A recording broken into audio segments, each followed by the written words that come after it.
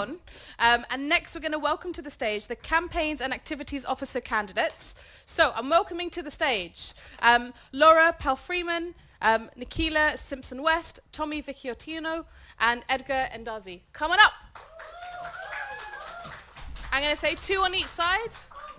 Choose your best side. Guys, I have to say, before we get onto the grit of what this position entails, we are just to ensure the space is accessible and safe, that actually this is a no drinking zone. So I appreciate some of you might have drinks. I would kindly ask that you don't drink them, or that you maybe just step outside for a minute, finish them off and then come back in, because we think it being a dry space makes it accessible and safe. So we would really be grateful if you were able to respect that. Thanks so much. All right, folks, look at this beautiful panel. Everyone's looking fabulous. Smiles galore, I love it. So on stage, we have these wonderful candidates who are running for the Campaigns and Activities Officer. In this position, the candidates will lead the development of student campaigns and activities for students. So it looks like they're going to be very busy, because you are a bustling university, and I think that your activism has always been something that's put you far beyond the conventional university styles. So they'll also be a member of the trustee board and represent the views of students on these issues locally and nationally. So we're just going to start, I think, on this end and just make our way down in terms of opening speeches. Does that make you feel comfortable? You have 3 minutes. When you've done your 3 minutes, I'll say time. That doesn't mean stop speaking, it just means please wrap up. So we're going to start with Edgar. And yeah, whenever you're ready, maybe a warm round of applause to welcome you into the space.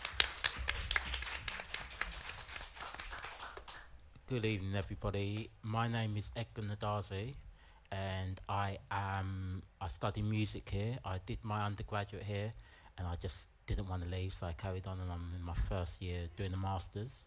I've been studying part-time, so I've been here since 2012, so I really feel as if I've seen all parts of the university. Currently, I'm the president of the DJ Electronic Music Society, and I'm the treasurer on Wired Radio. But I've also been a treasurer on the basketball team, helping organise fixtures for that. Been mature students officer, been on various other committees. There was a music society, but yeah, things happen. And I guess the most important thing about me is that I wouldn't still be here in 2020, starting 2012, if I didn't have such a positive relationship with the university. It really has changed my life, and that was primarily the main decision why I wanted to run for this position. With my background being mainly involved in sports and society, that is what I really want to focus on. But also, as it's such a growing part of the university, and maybe partly hidden, is focusing on mental health as well. And with all of that, I think the key to all of that is collaborations. And I think over my time at the university, my most successful things that I've done have been when I've collaborated with other people, tried to work with other societies, tried to get things going. And that's just something that I would continue to bring into the role as Campaign and Activities Officer. Thank you very much, and I look forward to answering the questions. Thank you very much, Edgar. Yes, a lovely one. Look at this solidarity and camaraderie-ness. I love it. All right, next we're going to hear from Laura. Round of applause to welcome her into the space. So I'm Laura. I'm currently a third-year politics and international relations student. In your classic politics student fashion, I'm incredibly outspoken. I will, if I don't think something is right, I will call them out on it. And I love a protest, and I'm heavily involved in the protesting against the evolving Goldsmiths cuts and the closing of the gym. So with this role, because it's campaigns and activities, I feel I've got a bit of both. I mean, I've got the campaign side, and I've also got the activity side, in which I'm captain of women's football, and I've been involved in women's football since my first year.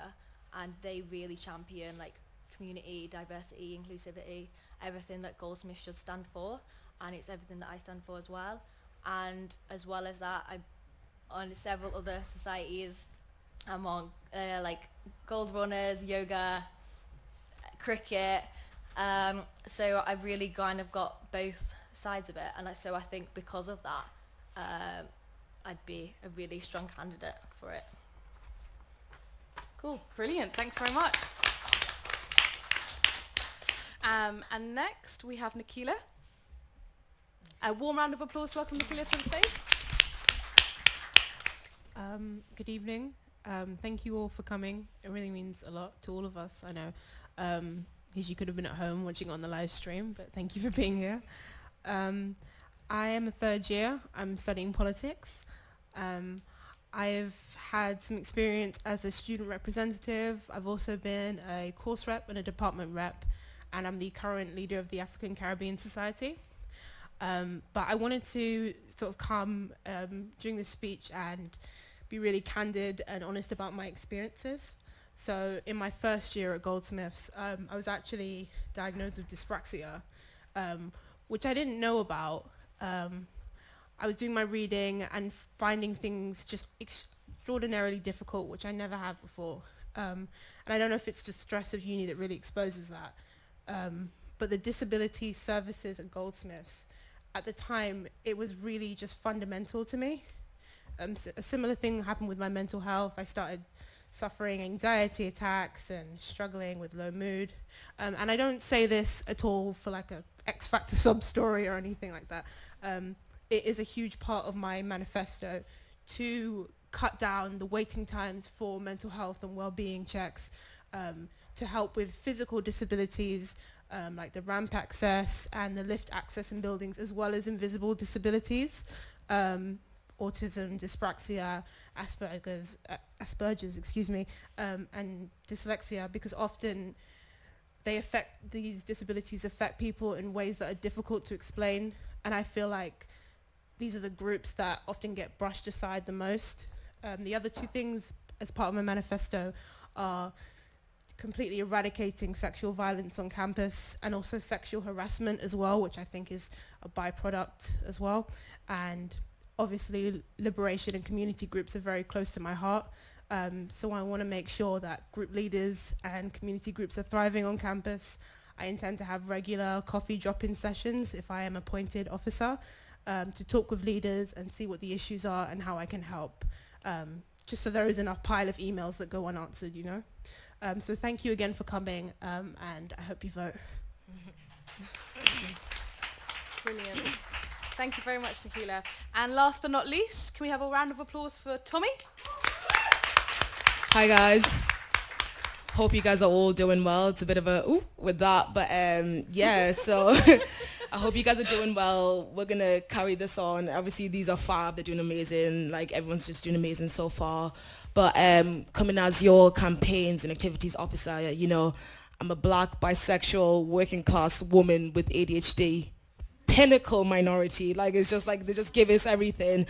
But with that, like my life is political in a sense. You have to be political if you're going through institutional racism. There's no chance you can just bypass it.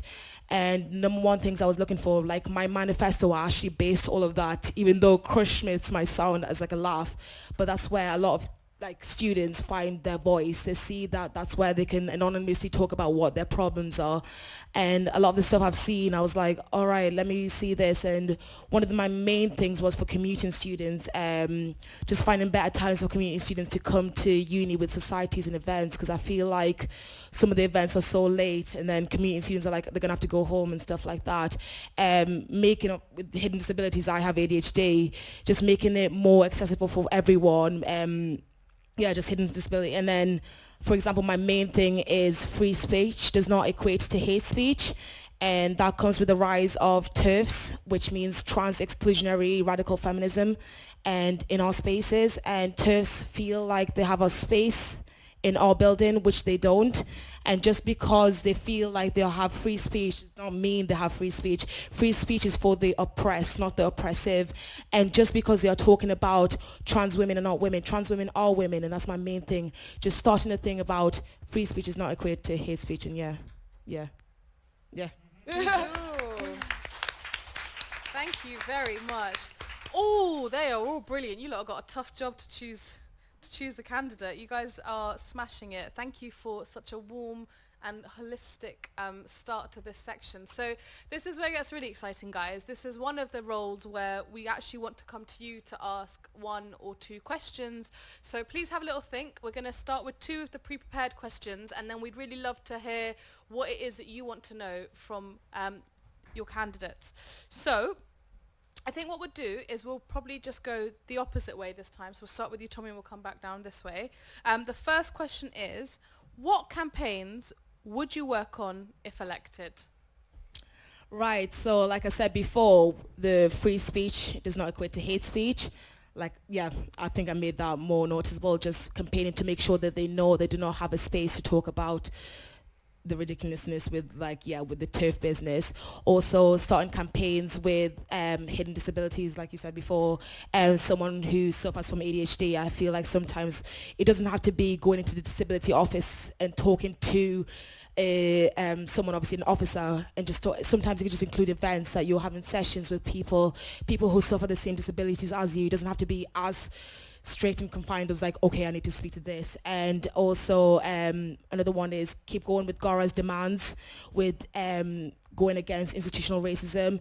It should not be welcomed in a society. If Goldsmiths is calling themselves a left progressive university, then it should obtain to that. And if Gara's demands are this and this, you just continue to obtain that, continue to communicate through that. And yeah. Great, thank you. And just as before, I think because I worry about your hands, we'll do questions without the applause, but imagine it's metaphorical applause. They are Thank you. eagerly listening, I can tell. Cool. And to you? Will you repeat Of that, course. please? What campaigns would you work on if elected? Okay, so as said, I feel very strongly about the anti-sexual violence campaign that is already in progress at Goldsmiths. I think it is the responsibility of officers coming in to continue work that has been previously started. Otherwise, what was it for in the first place? I think that sexual harassment is sometimes a grey area in that the victims of it don't always know where they stand, who they can speak to, whether they themselves were at fault, which of course they weren't ever. But it's how you end up feeling because of, I think, the way that society trains us people to believe that when we are accosted by people on the street, on campus, even by a lecturer or another student, because of the way sometimes the attack is worded or the situation you're in, you feel the onus. And I just want to have people to have the space to discuss it, a proper system that doesn't take forever to launch a complaint. I want to work with the campaign team and also the Me Too Society and the Women's Forum. I want to get back and active. All of the liberation groups, actually. I'd like to have the coffee mornings each day revived, because I think they start at the beginning of the term and go a bit dormant. And on that note, I don't want to lump mental health and disability into one group, but the disabled meetup on Wednesdays, I believe, I'd love to revive that because I think it's one of the least attended. And I also want to take away the stigma of mental health, because even though Goldsmiths is arguably one of the more progressive universities, I think there's still a sort of like a tension around mental health and a way of not taking a person seriously once we learn that they have anxiety, or once we learn that they're dealing with harsh depression, and well, that's not a reason not to turn in your essays or do this or do that. So those are my two main campaigns, supporting those groups and making sure that the bureaucratic, I suppose, process is a lot more simple and a lot more accessible as well. Cool, thank you. And Laura? So a big one for me is decolonising the curriculum.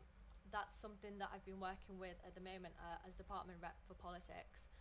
And yeah, it's something that's kind of sort of starting to gain traction now in maybe the last 6 months, a year. And it's so important. It's like in a lot of modules, you're kind of learning about white male dominated thinkers, and that isn't how the world is, and that's not how we should see the world either. So I think carrying on with that, and making it broader, so it's not just the politics department and it's going on with other departments as well, is important. That's also one of like the GARA demands as well, which is an important one. And also a big one for me is inclusivity. So we have that with the active bystander training, which is really helpful in kind of understanding some of the situations that some people come from and how to deal with them and how to deal with that situation. So I think kind of making active bystander training more approachable and more well known, so that in sports teams and societies you're able to have more inclusion and more of like a community feel, which sometimes I think we don't have. Cool, thank you. Edgar? For me, the most important, I think I touched it in my speech, but it would be mental health, because it's every part. We can't, as students, as people, we can't really move forward unless we have forums and things where we can talk about things that express ourselves. So when I first started here, I'm on the autistic spectrum. I have Asperger's syndrome, and I was able, just in a small group, just to be able to, and this was the first time it really happened at university, just to be able to discuss difficulties that had around lectures, or sometimes not even lectures. Sometimes the lectures aren't the thing that make things difficult. It's all the other stuff that's going on outside the university that makes it difficult.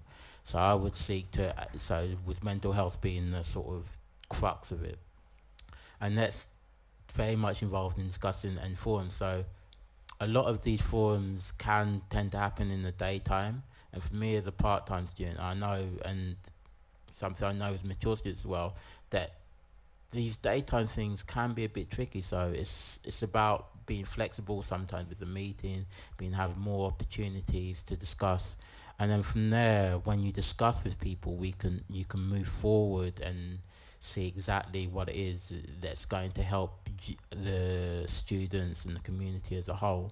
So it's sort of building on the relationships and building what people will ask for in these focusing around mental health.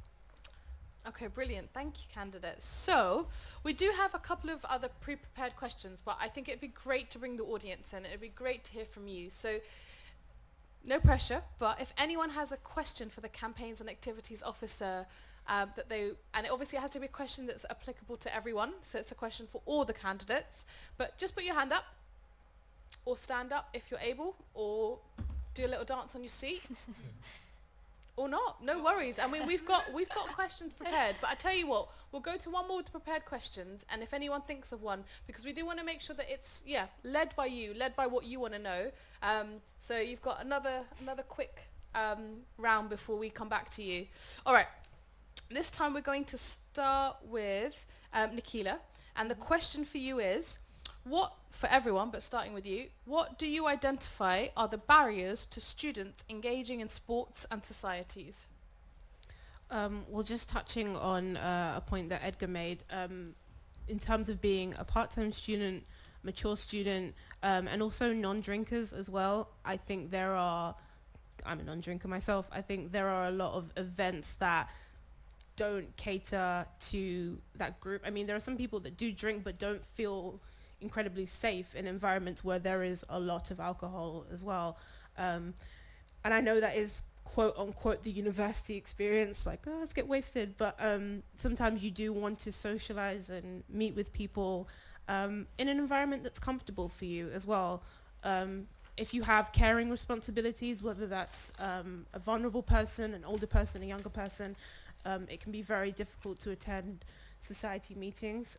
I was having a chat with someone earlier about sports teams, and I think there is sort of a pressure, I think, that often people think they need to look a certain way or be of a certain athletic level to attend sports meetings, and without meaning to, maybe teams could be a little bit cliquey, just appearance-wise, I think, and people think that, oh, maybe that's not something I can do, when actually I've seen a lot of teams are very inclusive and they have loads of days where you can come and play recreationally, but I don't think that's always communicated to a wider audience very well. So maybe I think if we had more intercollegiate events at different times in the day, with and without alcohol, just almost like the Freshers' Fair, but with a little less chaos and less noise, because me myself, I have a lot of noise complaint sometimes when there are too many voices at once, too many loud noises at once, so it's not always a comfortable environment. So yeah, just having open access like that, and then of course very obvious things like having buildings that are accessible and lifts that are working, etc. Brilliant, thank you. And then just before I invite Tommy to answer, just to let you know, I'm not just like texting friends, I'm coordinating with the organisers, so this is still, I'm engaged, and this is just to ensure that everything continues to run smoothly. So, Tommy, over to you. What was the question again? No worries, I'll ask it again. So, what do you identify are the barriers to students engaging in sports and societies? Okay, so I actually put this in my manifesto. One of the things is for commuting students. For example, if sports or societies, most of them start at 7. And if you're a student who's commuting from North London and your last train is at 10 p.m., you're most likely not going to want to join a sports or society because you're like, well, I can't because I need to get my last train. That's the problem. So we'd have to try and find a good in-between where it's still accessible for other students to attend, but also for commuting students, because commuting students, they hold a large amount of body in New Cross and in Goldsmiths, and it's not fair for them to think, oh, I can't join this society, I can't join this team, because obviously with the travels and everything. Another thing is attraction. I think with the fair, at first, everyone's like, oh yeah, this is sick, okay, I want to join this. And after that, you get an email, and I was actually speaking to a couple of people, and they're like, yeah, after the initial fair, after that I just get an email I'm not really attracted to go into, and it's keep pulling them in with the attraction of like, come join this, because unless it's your full passion, unless you've done like rugby for like 8 years of your life, if you're just interested in it, you want someone to keep like, yeah, come for this practice, yeah, we're still practicing the green, we're still practicing this. So it's I think the attraction of it kind of pulls people away. And then on top of that, yeah, like accessibility, like you said before, someone with hidden disability, if you have anxiety, sometimes you just don't want to go in for like a session or something because you just feel like, oh, I'm not feeling this, I don't want to go for this. And it's not that you don't want to, it's just that sometimes you just can't feel it. And like, for example, with me with my ADHD, sometimes I feel like I'm too much on like a rota, and I'm like, oh God, I can't go to this because I'll annoy everyone because I'm just too much like this. I'm like, oh my God, guys, hey, blah, blah, blah. So I just need to find a good, like, it's just finding a good in between I don't know why I just did that. But just trying to find a good in between for, yeah, accessibility, attraction, and just bringing everyone together. That will be my main things of why people don't want to join, or just after a while they just kind of put off societies and sports. But join societies and sports, they're fun, guys. Trust, they're fun. Awesome, thank you very much, Tommy. Okay, and next we'll go to Edgar. So I'll speak from my personal experience. Basketball team, every time, so I've played in it for like 3-4 years, and every time it's first training session, trial, 20-25 people. Then some people don't get in, and then it's like, okay, we don't feel quite enthused. So in terms of the sporting side, it would be you have to work with the captains, with the community as a whole, to make sure there's events where it's still accessible for the people who don't have as much experience. So something that I try to do, possibly wasn't successful, is with the men's and women's basketball team. Try and have more contact with each other and have socials, where you're doing some things that aren't just basketball. So the community around basketball wasn't just focused 100% on basketball, and there were still opportunities to, people come along to the more casual meet-up session and the casual sort of shoot around and scrimmages. but there has to be something that continues through the year, because I think, has been touched on before, you have that freshers fair excitement, and then it's a slightly declining curve till you're taking the court with 5 people and you're knackered at the end of the game. And with society, so with the DJ site, it's kind of the same thing. People think that you have to be an expert DJ, when every week there's people who will come along, who maybe come along for the first time and it's learning a skill. So something that I did last year is I coordinated a series called Diverse in the Decks, which has now gone on to be its own society. So it's about initiatives. It's about student-led initiatives, and and making these things open, because people are scared. But if we can keep on continuously breaking it down across the whole calendar year, then it would be more successful and more accessible for everybody. Lovely, thank you. And last but not least, Laura? So I think a big thing for me is the cost of some of these sports teams and societies. They just aren't accessible to everybody. And I don't think it's fair that just because you can't afford the 40, 50, 60 pounds for a year, you should not be able to join a society and be part of a sports team. So we do have a hardship fund that isn't very well advertised, and we didn't have that much going this year. So I think having a big hardship fund and having it, which is promoted to all the sports teams and societies, saying like, if you can't afford something, you can still be a part of it. It doesn't matter, because that's what sports teams and societies are about. Like the cost shouldn't be kind of the main priority for people. And also Welcome Week. I joined football in January. I went to the taster session and then was just hooked and loved it. But the Welcome Week we had this year, which is on January, so there's like Freshers Fair and then there's like a Welcome Week again in January, was in the SU cafe with one stall for all the sports teams, with the poor sports coordinator having to do them all, which is ridiculous, because like everyone said, what you need to have is for like continue the traction with throughout the year, and you can't really do that if you don't have a way to promote your team and to promote your society freely. So I think to have a better, just to have a Welcome Week that isn't in a tiny room would be a plus. Brilliant, thank you very much. All right, I keep calling you party people. I was going to stop myself doing it, but I can't help it. Party people. We have got a question that I could put to the candidates, but I also just wanted to check back in with you in case anyone had a question for the Campaigns and Activities Officer candidates. A hand is up. All right, yeah, stand up, and just want to check that it's relevant to all candidates. Yep, and obviously I'm going to be like the mediator as to whether it's appropriate for the candidates to answer it, but maybe your name and loudly the question, and if anyone needs it repeated on the candidates, let me know. Hi, I'm Shauna. I work on the bar, and I feel like there is a lot of stuff going on, but I never know what's going on. Like, I don't know what campaigns are happening, I don't know what activities are happening, and a lot of people, I feel like a large part of the student body aren't engaged with that side of Goldsmiths. So how would you all increase engagement and like get more people involved in the campaigns and activities? That is a fantastic question. What's your name? Shauna. Can we give Shauna a round of applause? I was going to say, it's knackering being, it's nerve-wracking being up here, but it's also nerve-wracking speaking from the audience. So well done, and thank you for asking a question.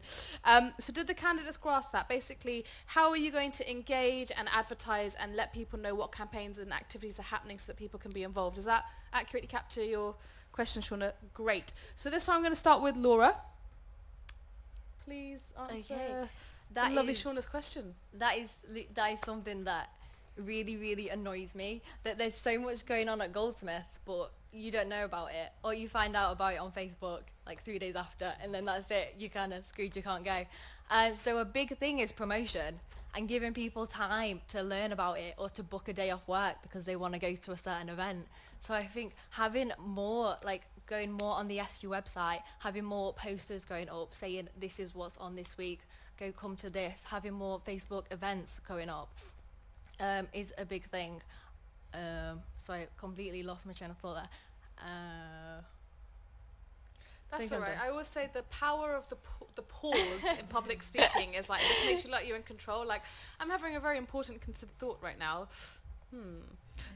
So if you do want to jump back in, you've still got a minute. Yeah, so, yeah, I mean, I don't know if this is the same for all other departments, but for politics department, we literally get an email saying, there's this event that you might be interested in happening tonight at 5 p.m. at like 3 p.m. How is anyone supposed to go?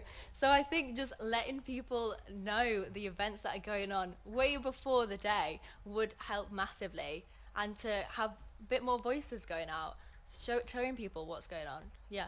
Brilliant. Thank you very much, Laura. Right. Edgar, is it okay if I bring you in?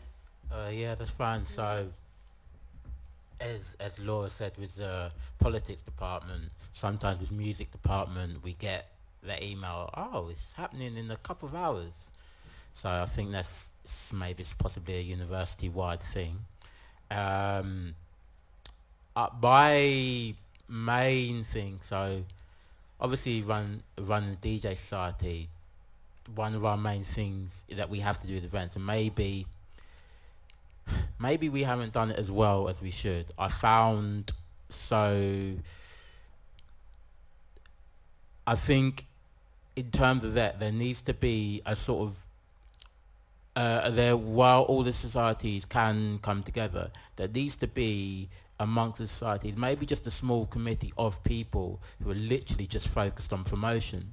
So with the DJ Society, what we've tried to do this year is that while I kind of oversee it, that we have some, if you've seen it, there's an event we've got coming up on the 19th, there's people, we've had people who are doing the artwork for posters, there's people who are more familiar with some of the social media interaction things, and there's people who have a range of different skills, and then they are also more engaged with that particular part. Like, I'm a music student, so my thing is music and stuff around that. So within that, there's definitely people around this university who have the skills to work on the promotion and make it sort of like an informal separate subcommittee, and from there we can have a calendar of events or whatever they would see it's the most appropriate for advertising all these things. Because like I said, I've done events before, and like last year, hearing people say, oh, that's a great event, wish I'd gone to it, and this year, and it's always continued. So yeah, like I said, subcommittees of sort of people focused on advertising. Brilliant. Thank you. And Tommy? What was the question again? Sorry. The question was from Shauna, who works at the bar, and it was essentially about how do we ensure that for the students on campus that they know what activities and campaigns are happening. So how would you engage the students and I guess promote and enable them to come to campaigns and events and activities? Yeah, brilliant. Yeah. I think the best thing about that is knowing that students are engaged. Like, I know I keep talking about Christmas, but if you see Christmas, that's where all the students are. And that's where all the students are putting their answers and what they want. And if you think of all the events that have happened to Goldsmiths, if you think about varsity, the turnout in varsity was like immense. There's so many people come to varsity, so many people come to like the SU Awards, which means students are only engaged in stuff that they want to come. So it's not a matter about whether or not students are engaged. I think it's more about what students want. So you can have a night where you promote it so much, but then if it's what students don't want, they're not going to come. That's what it is. If you have all these like, yeah, we're going to have another same night on a Thursday, it's the same kind of drinking night. If students don't want that, they're not going to come to it. At the end of the day, it's what students want. So I think the main thing would be is changing some of the events in the SU so they are student-led. So what students want, that's what students get. And then if you promote that, I can assure you will get more of a turnout, because varsity, for example, it's all about the sports teams. It's after varsity, so they play their games, they're loving it, and then they're coming through and they're like, oh my God, this is for us, this is a student-led event. Same with the SU Awards. They're like, oh my God, we've just voted, we're enjoying this, it's our student-led event. But then if you do another like normal night, they're like, is this for us? It's just a normal night just to like have a night for us to come in. But I think is if you change what the events are, it will determine whether or not the students come. So it's not about whether or not students are not engaged, because I feel like the students are engaged, just choosing whether or not to be engaged with that. I'm speaking so close to the mic, I'm so sorry. I love it. It's like you're gonna like battle. Yeah, I love it. Cool. Thank you, Tommy. And last but not least, Nicaela. I'd like to second what Tommy just said. Shauna, as a society leader, it's a question that I ask myself constantly.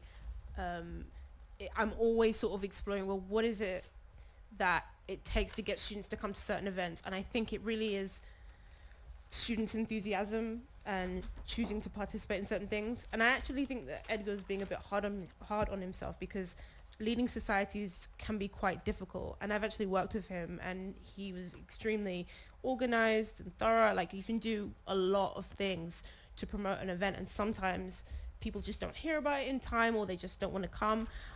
I think a big thing, as mentioned, is advertising. A big part of my manifesto is increasing the budget for societies and communities. And I think if that included posters, so that would sort of relinquish the burden a little bit of having to go and get posters printed by specific leaders, by themselves, with their own printing credits. That would be a huge help. As I said, I really want to do a drop-in session for society leaders, because I know as a leader myself, a good thing is when people ask you sort of, what do you need? What can we support you with? And I had a lot of help from officers this year, which was invaluable. But I know that they had other responsibilities as well, and they were sort of doing it just because they cared and out of the goodness of their heart. So if there was that support, which I am offering as a candidate, for society leaders and committee members, asking them exactly what they need, because it will be different for every society, I think. I think it would increase student participation. Brilliant, thank you very much. Should we give the candidates a big warm round of applause? Those were considered, articulate and visionary answers. So well done, and big up yourselves for putting yourself forward for election and holding yourselves with such grace and articulate visions.